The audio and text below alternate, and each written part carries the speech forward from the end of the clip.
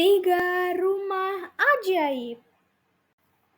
Pada suatu masa, di sebuah negeri yang jauh, hiduplah seorang kakek yang cerdik cendekia. Ia mendiami rumah di tepi sungai bersama ketiga putrinya. Kakek ini menguasai ilmu sihir, akan tetapi ia menyembunyikannya dari semua orang, termasuk putri-putrinya sendiri. Hingga suatu hari, ia mengumpulkan mereka dan berkata, "Anak-anak, waktuku di dunia ini tinggal sebentar lagi. Tiba saatnya aku membagikan harta warisan. Manfaatkan dengan baik agar kalian dapat hidup dengan tentram," pesannya. "Warisanku berupa 3 rumah ajaib. Rumah pertama terus-menerus menghasilkan makanan, takkan habis meskipun kalian lahap sebanyak-banyaknya.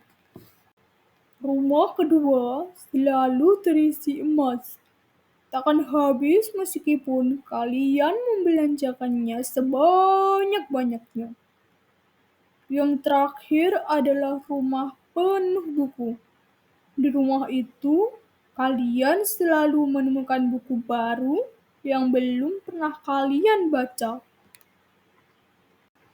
"Ayah, aku mau rumah penghasil makanan," seru putri pertama, "supaya aku tidak mati kelaparan."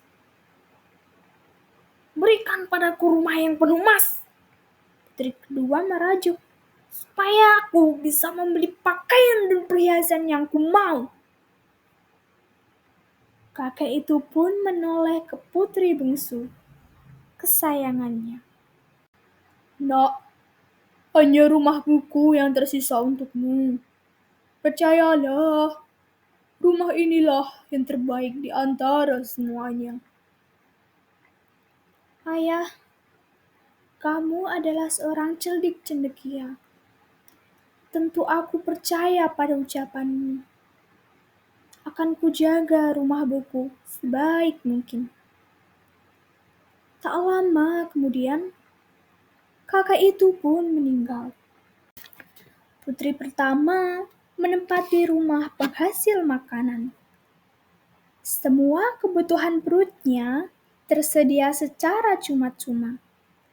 Pekerjaan gadis itu hanyalah makan, makan, dan makan saja. Tubuhnya semakin gendut, sampai-sampai ia tak bisa keluar dari pintu rumahnya sendiri. Putri kedua tinggal di rumah penuh emas.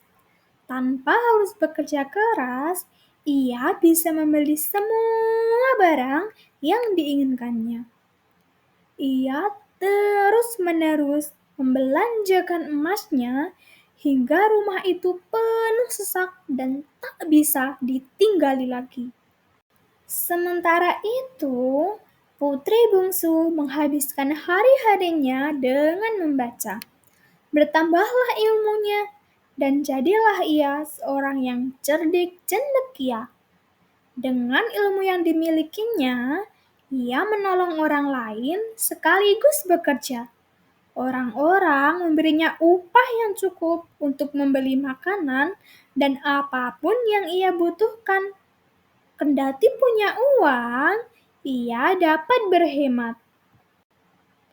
Karena mempelajari aneka keterampilan yang bermanfaat dalam kehidupan sehari-hari, seperti memasak, menjahit, dan membuat barang-barang sendiri. Kabar tentang kepakarannya pun tersiar hingga ke seluruh negeri. Orang-orang berduyun-duyun datang kepadanya, termasuk kedua saudarinya. Ia tak pernah pelit ilmu, justru sangat senang jika orang-orang mau belajar darinya, sehingga ia menjadi semakin bijaksana. Orang-orang akhirnya bermukim di sekitar rumah buku. Si bungsu dengan senang hati membuka pintu rumahnya untuk warga sekitar. Ia mengisi hari-harinya dengan mengajar dan menyumbangkan buku. Ajaibnya, rumah buku itu tak pernah kehabisan buku baru. Warga pun menyematkan gelar perempuan cendekia untuknya.